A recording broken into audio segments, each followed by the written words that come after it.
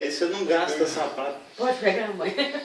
Malaquias 3,6 está escrito: porque eu, Senhor, não mudo. Não mudo. Não mudo. Malaquias 3,6. Eu, Senhor, não mudo.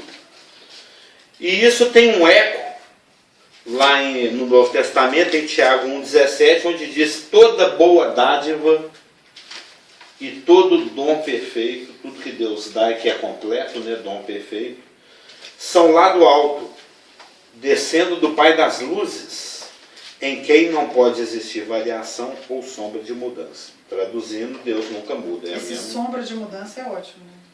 Você já falou. Inclusive, eu tenho feito um estudo sobre a sombra. Foi A doutrina da sombra. Eu gosto dessas doutrinas pouco exploradas nas Escrituras. Porque se o assunto é tangido, é porque ele é doutrinável, né? Ele é explorável, tem como explorar. E é bem interessante. Ou seja, Deus não muda. O que o Tiago está falando é o mesmo que o Malaquias já tinha dito 400 anos antes, 500 anos antes. Se ele não muda, isso já foi falado aqui, então nós temos paz, nós temos tranquilidade, nós temos confiança, nós temos segurança, que nós estamos nos apoiando em um Deus que não muda. O caráter não muda, a palavra não muda, o evangelho não muda, as promessas não mudam, as dádivas não mudam, elas não são confiscadas, né? Deus não é igual ao pastor Geraldo, que quando terminou o namoro com a Elaine, foi lá e buscou o ursinho de pelúcia que tinha dado para ela. Boneca de porcelana. Não tem esse negócio? O cara muda, termina com a menina e vai lá e devolve tudo que eu te dei. Falar nisso, nossa, que começou. Uma curiosidade, teve um processo de O amor mudou, né? Em o amor televisão, mudou. né? Não foi assim que processo que eu cheguei a conhecer pessoalmente. Mas que eu vi uma vez que um rapaz estava processando a moça porque ele tinha pago o silicone, você viu isso? Eu já vi sobre isso. Tem gente que ainda mete processo. Não, que ele queria que ela pagasse o que ele gastou com o silicone, que ele tinha terminado. Mas pareceu pedindo ressarcimento. Eu já vi reportagem sobre isso. E podemos abrir lá em Tiago. Em Tiago é o contexto desse nosso versículo aí, que fala da imutabilidade, né, de Deus, da invariabilidade, né? Porque nele não pode existir variação ou sombra de mudança. Então, isso fala da imutabilidade e da invariabilidade de Deus. Não vou repetir, não, porque eu já falei esse versículo 3 vezes. Não, Tiago você não falou. 1,17, falei. Não falou, não. Falei. Falou. Tá gravado. Você falou Malaquias. Não. Falei Malaquias e falei. E existe um eco no Novo Testamento. 17. Em Tiago 1,17. Eu vou anotar a sua... É bom. A sua observação, quando eu falar 10 vezes também, você vai... Tiago 1,17. Mas eu sou bom de ouvir, às vezes não me escapa. Eu magoei. Tiago 1,17. Não, eu vi isso ontem. E o contexto de Tiago, né?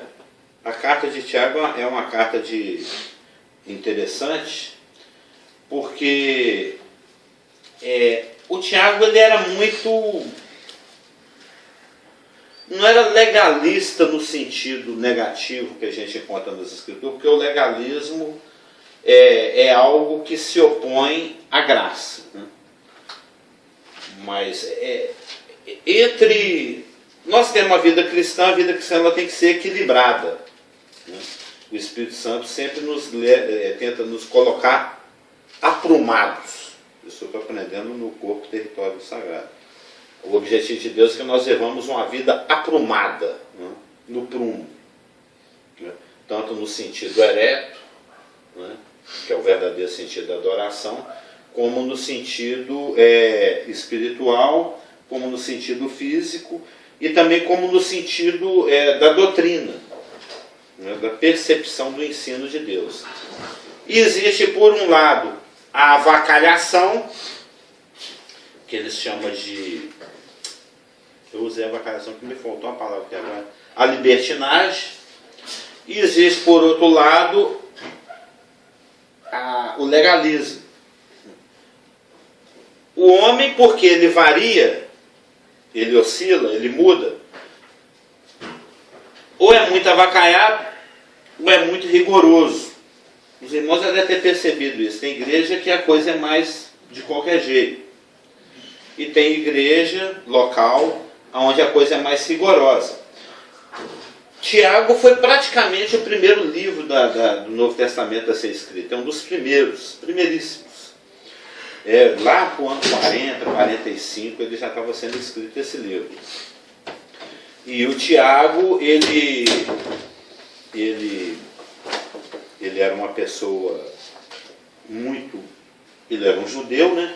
E ele era uma pessoa, um judeu muito praticante, ele era uma pessoa muito próxima da prática judaica. Então o Tiago, ele sempre teve um tom nos seus discursos, e principalmente aqui na sua carta, um tom muito de o crente tem que ser certinho, né? Ele puxa um pouquinho para o legalismo, não o legalismo no sentido negativo que as Escrituras apresentam, se contrapondo à graça, que o Paulo combate nas suas cartas, né? Em Gálatas principalmente. Mas é um legalismo no sentido de, não do rigor, mas da seriedade. Que é diferente. O Tiago não cobra um rigor, é diferente. Ele cobra uma seriedade. E a seriedade, ela se apoia na consistência. Na consistência. Ele fala, por exemplo, no capítulo 2, que a gente não pode tratar um irmão que chega num carrão do culto diferente de um irmão que chega na carroça, ou que chega a pé, ou que chega numa lambretinha batida. Entendeu? Não deve haver acepção de pessoas, né? Então o Tiago, ele era uma pessoa muito prática, uma pessoa que puxa, você pode ler a carta dele, ele puxa muito para a questão prática. Pode-se dizer que ele era o Carlos Augusto lá da igreja, né? Na época. O João ou o Pedro está lá discursando e aí o Tiago de levantar assim, mas, meu irmão, e na prática? Como é que é isso na prática? Então ele fala a respeito da fé ser operosa, da fé ser acompanhada de obras, ele fala a respeito da prática do bem, ele fala a respeito da forma como se deve tratar os irmãos sem acepção de pessoas, da forma como se deve lidar com os bens materiais, da forma como se deve lidar no seu convívio com o mundo, no seu convívio com o irmão. O uso da língua, ele é muito prático, ele quer muito colocar a doutrina em prática. Como é que isso se aplica no meu relacionamento comigo mesmo, com o meu autocontrole, com o meu irmão, no meu convívio social, no meu convívio eclesiástico. E ele fala que isso meio que resumindo a epístola de Tiago, né, que é pequenininha, tem 5 capítulos só, são 5, né? 5 capítulos. Ele fala que tem 2 formas de se fazer isso. Você faz isso dependendo de si mesmo ou dependendo do alto. Nem que quando... Também estou sentindo. Está sentindo também?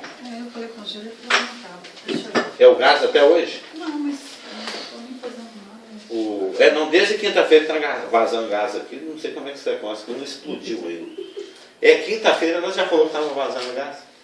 Tem que trocar a mangueira, tem que comprar o alianção.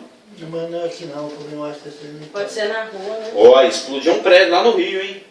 Explodiu tudo. Esse prédio aqui, ele tinha encanamento. Então, e desde quando fez analisar. os aqui de baixo, às vezes dá nesse... Então, tem duas formas de você colocar a vida cristã em prática, né? Você viver com seriedade o Evangelho. Dependendo de si mesmo, aí você cai naquele legalismo negativo, que você vive aquele crente chato, que cobra que os outros façam o que você não faz. E existe a vida cristã prática vivida com a sabedoria que vem do alto. O Espírito Santo te qualifica e capacita a viver aquilo que te é revelado. E quando você assusta, você virou modelo. As pessoas começam a te contemplar e se você está no mesmo espírito, a sentir desejo de ser, eu queria ser igual o tio Rafael. O Isaac deve pensar assim, né? O jeito como ele faz tal coisa, ora, lê a palavra, fica anotando. O Espírito Santo chama a atenção. Essa semana mesmo, coisas que a gente faz, quando você faz no Espírito, você sai, é uma onda, né? Propaganda. Você gera um impacto que vai se desdobrando e você nem nota. Lá no final do busão, você até ficou me dando tchauzinho na sacadinha. E eu dando tchauzinho para você e eu fazendo a curva, mandando beijo até o último milímetro visível, né? Lembra? Ela lá na sacada, eu indo pegar meu busão, porque ela tá de férias, ela tá à toa, né? E eu vou Tá de trabalhar. boa na lagoa. E eu vou trabalhar, né? E lá no final do busão, tem a padaria, tem o final do 11, tem um lugar ali onde eles guardam cimento, o pessoal do depósito, do outro lado da rua. E de manhã cedinho, sou assim uns 6 ou 7 ou 8 irmãos, orando de mão dada. Eu achei tão bonitinho. É porque parece uma coisa boba, mas isso é muito raro. Isso é muito especial. 8 marmanjos de mão dada, abençoando a empresa, pedindo um dia bom, não é? Se você olhar assim, socialmente é um mico. O incrédulo que passa, pô, que mico. Nossa, trem feio, 8 Mas o pessoal mistura as coisas. Eles falam 8 marmanjos de mãozinha dada, de olhinho fechado, rezando. É uma coisa esquisita até. Mas se você olhar do ponto de vista espiritual, eles estão certíssimos. Eles estão fazendo o que a palavra... E eles estão sendo sábios. Eu estou começando meu dia na presença de Deus e pedindo que Deus vai nessa meleca que vai ser meu dia, porque basta cada dia o ser mal. O mundo já só te espera coisa ruim durante o dia. Então é muito sábio você entregar aquele dia na mão de Deus, que vai tentar contornar um pouquinho da meleca que te espera, né? E se a gente chega no final do dia inteiro, foi muita misericórdia e graça. A gente aqui não nota. Então, eles nem viram o que eu vi, né? Mas aquele ato de obediência ao Espírito, de estar ali 8 marmães de mão dada orando, eles não sabem se aquilo é uma obediência ao Espírito, que pode ser uma religiosidade, mas eu penso que seja uma obediência ao Espírito, por rema da vida deles. Eles não imaginam o impacto que isso traz no mundo físico, no mundo espiritual, nas pessoas. Eu mesmo fiquei tão assim, como é que eu falo? Eu fiquei tão gratamente surpreso de ver que essas coisas existem, né, ainda, que eu fiquei até o Espírito me levou a meditar sobre oração durante o período que eu fiquei dentro do ônibus. Aí eu fui lá e fiz um estudo rapidinho da oração do Pai Nosso, e o Senhor me deu uns insights em cima daquilo, né? O Senhor me deu um estudo assim, que eu resumi a oração do Pai Nosso em 4 palavras. Me deu assim um direcional em cima de... Porque quando o Cristo falou assim, vós orareis assim, Ele não quer que você fale as palavras que Ele falou, Ele estava te dando um modelo. Nessa oração você vai ter uma prioridade do seu relacionamento, que é Pai, né? Pai Nosso. Depois você vai ter uma atitude de submissão à soberania dele, a vontade dele sendo feita lá em cima e cá embaixo. E depois ele vai falando de algumas coisas pontuais que são necessárias de serem colocadas em oração, que é questões horizontais e questões verticais, né? Questões de sobrevivência, o pão, e questões de relacionamentos, o perdão. Então aquilo foi, ver irmãos orando permitiu que o Espírito me levasse a ter meia hora de meditação em cima de oração, o que me levou a aprimorar a minha forma de orar, porque me trouxe insights novos em cima de remos que foram dados. Então existem 2 formas de você viver a vida cristã, de você... se relacionar com a problemática existencial cotidiana, com a sua própria força, né, com o seu próprio entendimento, ou com a sabedoria que vem lá do alto. Quando você faz com o seu próprio entendimento, como já foi falado, ou vai descambar para avacalhação, ou vai descambar por rigor, por exigência, né? E muitas vezes eu vou cobrar do irmão o que eu mesmo não estou vivendo. Mas se você convive com a problemática existencial cotidiana, o Isaac gostou desse, né? Com os problemas do dia a dia, como diria Elaine, né? Você pode falar de uma forma como o Isaac falaria, né? Com a problemática existencial cotidiana, ou com os problemas do dia a dia, né? Como diria Elaine. Com a sabedoria do alto, aí a coisa vai ser vivida da forma como o Espírito quer. Aí a coisa vai ser vivida e solucionada e praticada de uma forma que traz ecos, impactos nos seus círculos sociais, no mundo espiritual, e vai ecoando até a eternidade. Porque, se não me engano, tem um versículo lá em Daniel 11, que fala que muitos que conduzem a justiça brilharão sempre e eternamente. Não tem um versículo assim? Isso aqui está falando da tribulação.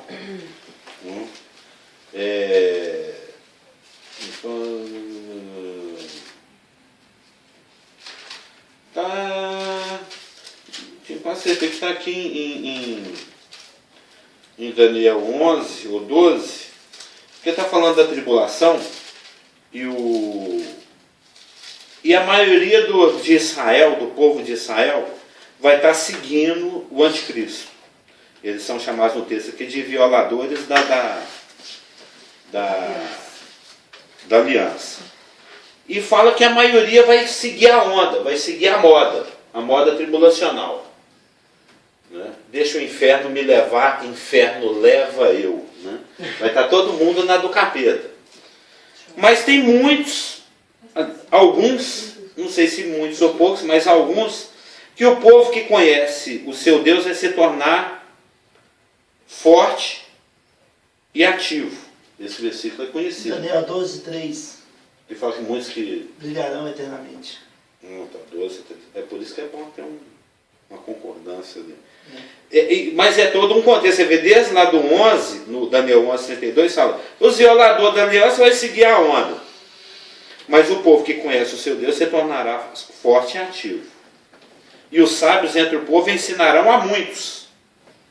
Aí vai seguindo o contexto tribulacional. Lá no 12, 3, fala: os que forem sábios, pois, resplandecerão como o fulgor do firmamento, e os que a muitos conduzirem à justiça como as estrelas, sempre e eternamente. Ou seja, dentro da tribulação vão ter duas vibes. A turma, a maioria, o povão, né? E a voz do povo é a voz de Deus, né? Que segue o Satanás. Não, você vê como é que o provérbio é furado. Diz que a razão está na voz da multidão. Crucifica, né? Ô, do capeta, me tatua aí. Né? É a turma que vai estar seguindo a vibe dos violadores da aliança. É para ter um relacionamento com Deus. Isso desde a época de Moisés vão estar se aliando ao inferno. Isaías fala isso. É uma aliança com o inferno. E vai ter uma minoria que vai pagar um preço. Não se submeter a isso vai ter consequências, perseguição e morte. E fome. Não vai ter o que comer, o que vestir, o que beber. E tem gente que, além de estar na situação de discriminado, de minoria e de perseguido, ainda vão ser ministradores, ainda vão ser ensinadores, ainda vai achar um tempo para servir. Para chegar no outro e falar: não entra nessa não leva essa tatuagem, não segue essa multidão aí não, porque isso aí vai levar para o inferno. Isso aí vai. O Senhor já está às portas, vamos esperar. Ou que as duas testemunhas que foram martirizadas em Jerusalém falaram, ou que a gente está ouvindo dizer aí através dos 144 mil, existe esperança, vão confiar, vão crer no Senhor.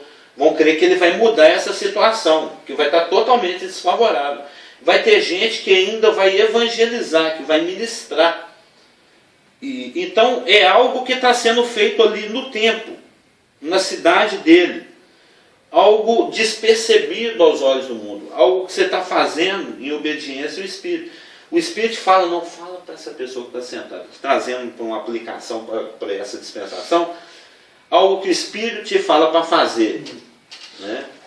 Dá esse folhetinho, fala, às vezes uma palavra rápida. Você vê uma pessoa sofrendo, alguma coisa acontecendo, algo que é para a verdadeira esmola que o Espírito manda você dar. Pode ser uma esmola de dinheiro, pode ser uma esmola de palavra, pode ser uma esmola de um tempinho de atenção, pode ser não interessa, é uma situação em que você está, que o Espírito te dá um toque, e se você deixa de usar o seu tempo, que nem é seu, para você mesmo, para usar em favor da justiça, e isso, apesar de ser algo feito despercebido, bobo, um folhetinho, uma palavra, um olhar, um consolo, né, que está acontecendo aqui no tempo, tem um eco eterno, a palavra que está falando.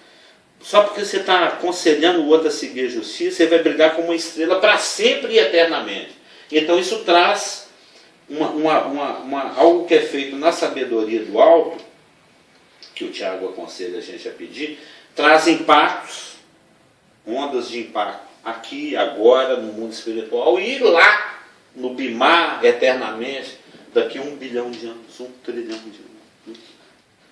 Vai ter a consequência. Vai ser algo que vai se tornar uma coroa na sua cabeça por resto da eternidade. É um galardão. Então é uma simples questão de como é que eu ando. Na minha sabedoria, que não é sabedoria, na sabedoria que vem do alto. E essa sabedoria que vem do alto, ela tem que ser pedida. Tiago fala, se você é burrão, se você é orelha, se você sabe que você é um incompetente, que a palavra fala que nós somos incompetentes. A gente não sabe nem orar. Não sabemos orar como convém. Traduzindo, você é tão burro que não sabe nem orar. Você é tão incompetente que você não consegue fazer nada. Sem mim nada podeis fazer. Aliás, isso ofende muito. O Evangelho é muito ofensivo a nós.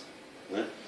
Porque quando você estuda realmente o Evangelho, nós somos perebento, Isaías, nós somos incompetentes, nós somos uma mula sem cabeça, um jumento decapitado, nós somos uma poça sem água, uma cisterna sem água, aquilo tudo que o Paulo fala lá em Romanos, que ecoa dos Salmos. Ou seja, o Evangelho, ele parte da premissa da total incompetência humana, que gera a completa dependência do alto. Então, ou nós fazemos por nós mesmos, estão fazendo à toa, ou nós fazemos pela sabedoria do alto, que traz um eco eterno, para sempre e eternamente, como diz lá em Daniel. Então, se você precisa de sabedoria, o Tiago 1, 5, 6 e 7 que a gente já leu, 1, 6, 7 e 8, fala que pede que ele dá. Se você admite que você é um burrão, um incompetente, viva na dependência. E para viver na dependência tem que pedir. Pede. Lembra da musiquinha? Sempre viva e atual, né, e pertinente. Agora, quando você pedir, você não pode pedir duvidando. Você tem que pedir baseado no que está escrito. Se Deus é imutável, se Deus é invariável, se Deus é infalível, se Deus não confisca o ursinho blau-blau de brinquedo que Ele te deu de presente, né? Se Ele não... o rapaz conversa com o ursinho, né? Você lembra da musiquinha? O ursinho blau-blau de brinquedo. Não é do tempo dele, não. Talvez seja do tempo do Rafa. É do tempo do Rafa? Não. Meu ursinho blau-blau de brinquedo, eu preciso te contar um segredo. Não, diz pra ela esse nosso segredo. Diz pra ela esse nosso segredo. Ele está brigado com a namorada e aí ele conversa com o ursinho de pelúcia. Ele desabafa, né? Ele não tem Deus para desabafar, ele desabafa com o ursinho de pelúcia. É uma música romântica, posso dizer. Mas por que nós entramos no ursinho? Porque Deus não toma. Deus não toma o seu ursinho. E nem te põe na frente na hora que o carro for jogar enxurrada. Principalmente. Então você tem que pedir sem... Por quê? Se Deus não muda, a palavra não muda. Se está escrito, e você leu, e o Espírito remou, isso te dá total confiança, Senhor. Abre tal porta, porque aqui na tua palavra está falando isso e assado, aí você vai trazer a sema que Deus te deu a respeito daquele assunto específico, né? É aqui que está escrito, e aqui está dito, e aqui me foi iluminado, então para mim está prometido, então estou crendo que vai acontecer, e a coisa simplesmente acontece. Mas para que isso aconteça, você não pode ser um homem de ânimo dobre. Lembra? A gente tocou nesse assunto. É o homem de duas mentes. É o disucos. Você vai ter que querer que soletre de novo? Não, porque eu já anotei. É o homem que tem duas almas, psúquicos. Duas mentes. Duas formas de pensar. Traduzindo, a palavra está dizendo aqui que ele é instável. Acho que ele chegou a usar essa palavra, né? Homem de ânimo dobre, inconstante. Fala inconstante. Inconstante e instável é a mesma coisa. Ele vive num vai e vem espiritual. Conforme todo mundo conhece aquele folhetinho das 4 leis espirituais. Tinha uma época que nós, da comunidade, a primeira, distribuíamos esse folheto. Ele era um livretinho. Laranja, capa laranja. Da capa laranja. Ele é desse tamanhozinho assim. É um livretinho, assim, de umas 12 ou 16 páginas. Muito prático. Muito prático. Porque ele fala das 4 leis espirituais, o homem é pecador, Jesus Cristo, Deus é santo, Jesus Cristo é o nome dele, faz uma pontezinha. Tem até as ilustraçãozinhas. Tem a cadeirinha. Tem desenhinhos no folhetinho. Tem a bolinha, a cadeirinha sentada no meio, a cadeirinha do lado de fora, quem é que está no trono. Exatamente, né? Se é você é Deus. E tem lá também um trenzinho, lá no final. Porque ele, além de evangelizar, ele discipula também. É um folheto completo. Ele apresenta o evangelho e caso você aceite o convite que é feito no folhetim, já tem as 2 ou 3 primeiras lições para a vida cristã. É muito bom. Ele fala sobre submissão à soberania de Deus e ele fala também sobre o viver cristão.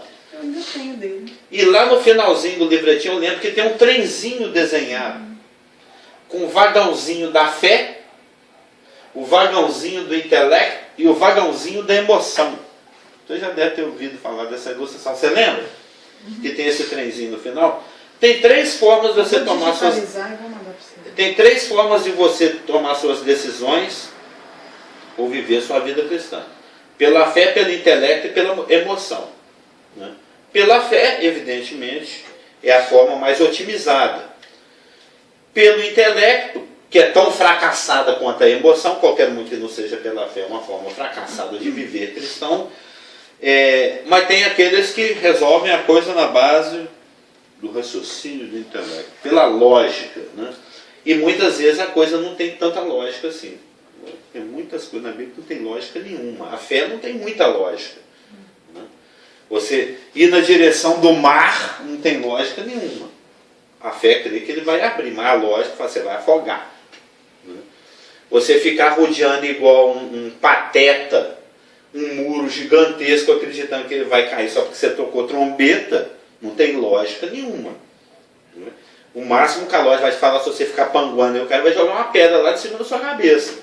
Né? Mas a fé crê que vai cair. Então a fé e o raciocínio, eles trabalham muitas vezes de forma diferente. E a emoção, então, aí que acabou de piorar o negócio. Né? A mulher, por exemplo, ela vai ter dois tipos de fé, quase, 2 tipos de fé durante o mês. Né? A fé bíblica e a fé hormonal. Né?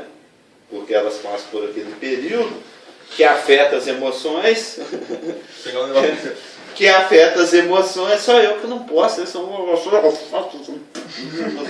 que afeta as emoções. Não, você tem que fazer assim, fulano, leia o texto de vai igual um perdigoto amarelinho, borrachoso lá na Elaine. Enquanto isso você vai comer. Ou seja, pela emoção piorou.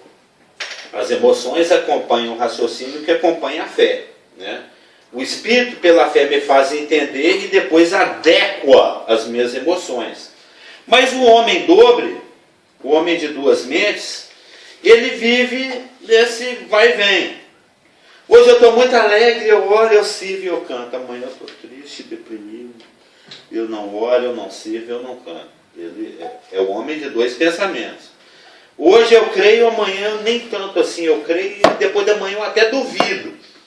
Mas depois da manhã eu me renovo. Mas depois. Eu vou na igreja, o nosso culto foi muito emocional, né? Eu vi muito aleijado levantando a cadeira de roda. A minha mãe, eu vou fazer o quê? Eu só falo que, glória a Deus. Ela me falou que teve no culto do R.L. Soares, né? Que ela foi lá, teve 3 sessões, cada sessão com 3.500 pessoas. Nossa, foi uma bênção, você precisa ver. O coração disparou. Porque você no meio de 3.500 pessoas, você pode estar na torcida do Atlético, do Palmeiras, do R.L. Soares, dá a mesma emoção. Vai dar a mesma coisa. Você está no efeito manada, na multidão. Os sentidos estão excitados. Não é Espírito Santo. É adrenalina, é o coração velhinho dela de 70 anos batendo como há muito tempo não bate. Bum, bum, bum, bum, bum. O louvorzão, aquela coisa. É emoção. A pessoa sai de lá pensando que sai abençoada, mas ela sai emocionada. Né? Então hoje eu sou de Jesus. Mas depois da manhã, o meu cachorro é atropelado. Nossa. Meu arroz queima. Né? Meu marido me trata igual um cavalo. Né? As coisas começam a acontecer, as emoções vão mudando, a fé vai indo junto, aí você já não é aquele crentão do domingo. Por isso que é bom ter um culto na quarta, né, para ver se dá uma levantadinha por mais 2 dias, para ver se chega no domingo. Né? É bola de vôlei, eu creio bola de vôlei. No sábado joga para quarta, da quarta joga. Para o jovem, então, tem que ter mais ainda, né? Porque o jovem despenca mais rápido. Né? Joga ele para o sábado, vai levantando aquela bola para ver se segura ele lá no alto. Né? É o crente bola de vôlei. Essa é nova, hein? Vou patentear. Mas o homem já mudou. Ele crê, não crê, ele está, mas não está. Ele é um vai e vem espiritual. Ele vive, é um esquizofrênico espiritual. É um esquizofrênico de Jesus. Né? Ele mais ou menos Jesus. Não, meio de Jesus, meio sem Jesus. Né? O meio dele mesmo. Então, essa inconstância, essa instabilidade, porque o homem, no livretinho aí fala que ou o homem é mudado por Deus, ou ele se muda. O homem precisa de mudança. O homem não se contenta com o que ele é. Ele tá sempre precisando de ser transformado. Principalmente o nascido de novo. Agora eu não lembro onde tem um versículo que fala que nós somos transformados de glória em glória.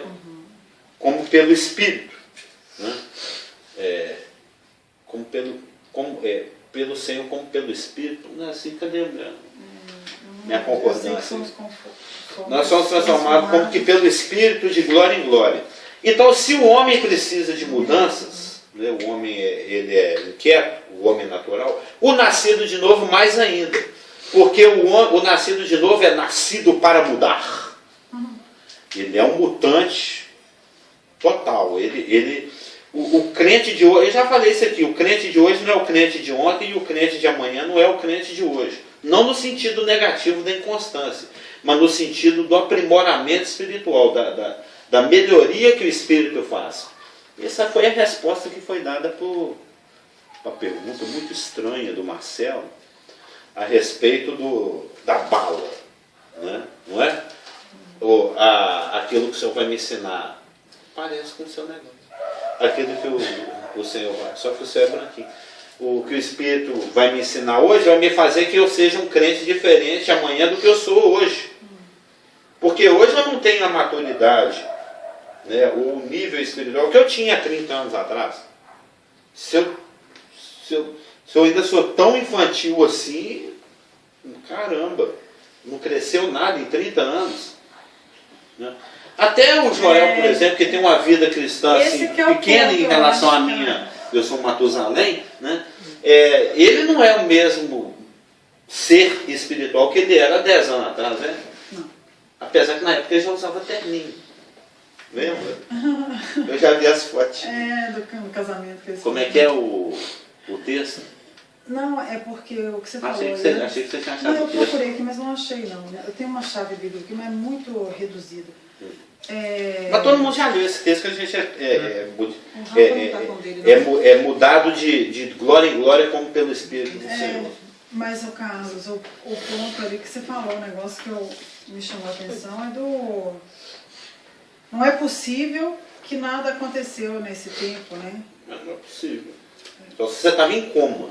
Acho que até um crente em coma, o Espírito deve trabalhar ali dentro, não é possível. É a questão o da Espírito pessoa... trabalha no crente em coma. O Carlos, É algo a se pensar. a questão é a pessoa se conformar ou não com esse trabalho dele. Sim. É porque às vezes a pessoa fica Resistente. obtusa, né? Obtusa é ótimo. Eu estou usando muito essa palavra essa semana, os meninos já estão... Essa expressão ânimo dobre aparece de novo lá na frente, em Tiago 4:8.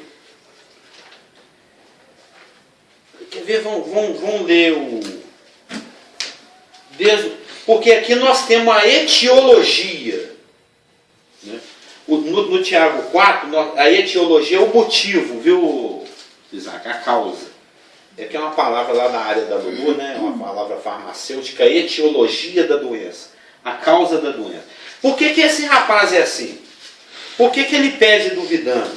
Por que ele é inconstante? Por que ele vive nessa onda? Né? A onda no fim. Já foi na praia? Já viu a maré? Ela fica assim, ó. Ela fica subindo e descendo. A palavra fala que ele é igual ao mar. Ele é inconstante. Ele sobe e desce. Mas por quê? Por quê? Por quê? Por quê? Por que ele vive desse jeito, gente? Por que ele fica nesse sobe e desce, nesse vai e vem? Por quê? Tem um porquê. O porquê é a etiologia, o porquê da origem dessa duplicidade. O Tiago explica, está lá no capítulo 4. Na realidade está lá no 4:8. Sois de ânimo dobre. Mas vamos ver o contexto aqui desde o 4:1. O contexto imediato. O contexto imediato é do 4:1 a 10, o menos imediato é a carta inteira de Tiago e o menos ainda é a Bíblia inteira. Né? Então vou ler, não dá tempo de ler a Bíblia inteira. Vamos ler aqui o contexto mais imediato, que é o 4, de 1 a 10. De onde procedem guerras e contendas que há entre vós? De onde? De onde senão dos prazeres que militam na vossa carne?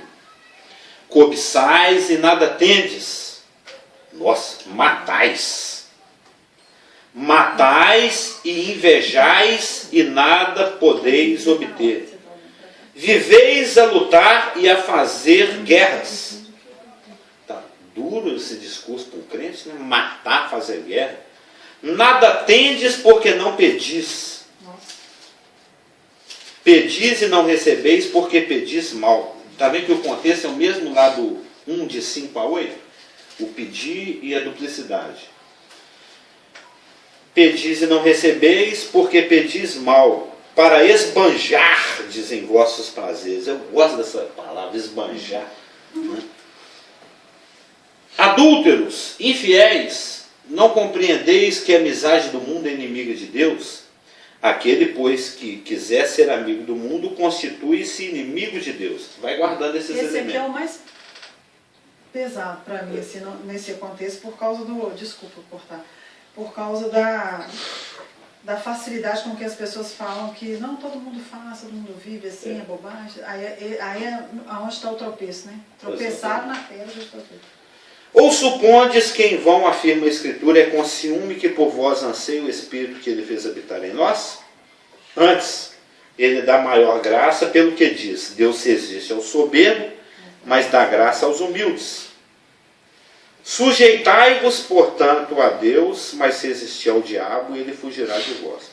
Chegai-vos a Deus, e ele se chegará a vós outros. Purificai as mãos, pecadores, e vós que sois de ânimo dobre, vós que sois de duplo pensamento, vós dissúquicos, limpai o coração. Afligi-vos, lamentai e chorai, converta-se o vosso riso em pranto e a vossa alegria em tristeza. Humilhai-vos na presença do Senhor e Ele vos exaltará. Depois dessa leitura, qual o motivo que os irmãos creiam que seja a etiologia? Qual será o motivo da duplicidade, do duplo pensamento? Qual? Para mim, é para falar ou não? É para falar, estou perguntando. É aqui nesse Em uma palavra. Nesse texto aqui, para mim, é soberba. Matou já, é a soberba. Que é o contrário da falta de humildade. Ou seja, o motivo da origem que gera essa compulsão pela transformação alheia a Deus, que eu estava falando, que eu não terminei o raciocínio, ou o homem é transformado por Deus ou ele se transforma. E isso é percebido, eu já comentei aqui, pelas pequenas mudanças. Não que mudar a foto do Facebook seja problemático, mas pode ser um sintoma de uma inquietação. A mulher que muda demais o cabelo, não tem problema nenhum, mas pode ser um sintoma de uma inquietação espiritual, de uma compulsão por autotransformação alienante divina. Algo que eu quero fazer porque eu não deixo Deus fazer. Porque nós somos nascidos para transformação, para renovação. Nós nascemos para isso. Então nós temos uma carência de ser transformados pelo Espírito. Se eu me alieno de Deus, se pela minha soberba eu me afasto de Deus, essa compulsão vai fazer com que eu mesmo fique me transformando. Já que eu não permito o Espírito me transformar. Vocês estão pegando a linha do raciocínio? Ou às vezes não concordo com a transformação que ele quer fazer. É soberba. Quer se justificar que a nossa é melhor. Qualquer falta de submissão à palavra que te foi dada é rebelião, é infidelidade, é adultério, é soberba, é dar espaço para o inimigo. Se você se sujeita a Deus, o que ele fala aqui, o diabo foge de você. Mas se você resiste a Deus, o diabo corre para o seu lado. Amigo, meu chegado, né? Porque você está na dele. A dele ele não é rebelde, ele não está na da rebelião. Se você entra na vibe da rebelião, você entrou na vibe dele. Ele te abraça. Você é amigo dele, a palavra falou. Naquela situação você está sendo inimigo de Deus e amigo do mundo, que é a mesma coisa que ser amigo do diabo. Então, a origem, o motivo dessa inquietação que se revela, dessa inquietação que revela uma duplicidade, uma dupla forma de pensar, é a soberba, é o orgulho, é a soberba de resistir à palavra de Deus para que eu não me transforme, ou a soberba de crer que eu possa me autotransformar sem a necessidade da palavra e do Espírito, que é uma forma mais sutil. Existe aqui ninguém mexe, aqui quem manda sou eu, que é uma afronta, né? E existe, não, eu vou fazer a vontade de Deus do meu jeitinho. E pode ter certeza, 80% das igrejas, dos púlpitos, dos pastores, das pessoas, dos evangélicos, eles estão fazendo a vontade de Deus. Entendeu? São crentes que estão fazendo a vontade de Deus. Que conhece bem e vai agir de acordo com o script, né? Eu estou fazendo a vontade de Deus. Sem a submissão. Produzindo a vontade de Deus. Conhece bem o Falsificando. Como diz lá no livro, talvez você já tenha chegado nesse capítulo, você chegou, porque está lendo Como Ser Cristão Sem Ser Religioso, já leu esse livro? Não. O livro é muito bom. Você entendeu a sutileza da coisa? A sutileza da coisa? Você está falando. Já deu a hora ou não? Acho que deu. Quantas horas? 48. Você fazer, bom dia. Viver a vontade de Deus é uma coisa, fazer a vontade de Deus é outra. E Pode.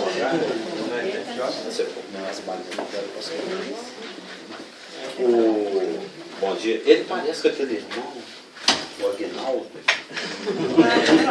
Tudo bem? Pode colocar aí. Então, Então é muito sutil isso, a vontade de Deus ser revelada para a sua vida e você vivê-la pelo Espírito, e a vontade de Deus ser revelada para a sua vida e você mesmo fazê-la com a sua própria força. Isso evidentemente não traz aquele impacto eterno. Pode deixar muita gente impressionada, mas não vai trazer um impacto eterno. E existe uma solução. Se o texto fala da problemática, também fala da solucionática, como já diria o grande filósofo, não é? O grande... É o da maravilha. O grande filósofo alvinegro, né? Se tem a problemática, também tem a solucionática. A problemática é a questão da soberba, do orgulho. Você até falou outra palavra, foi soberba, né? A questão da soberba e do orgulho. Mas a solução está no próprio texto, está aqui no versículo 10. Ó. Humilhai-vos na presença do Senhor e Ele vos exaltará. Então a solução para essa inconstância, para essa marelolência espiritual, né? Esse sobe e desce, essa inquietação, é simplesmente se submeter à palavra. Chegai-vos a Deus, não fala lá? Ó. Chegai-vos a Deus e Ele se chegará a vós. Afligi-vos e humilhai-vos. É simples. Como diz a nossa irmã, é simples assim. Amém? Podemos orar? O pastor pode orar por nós?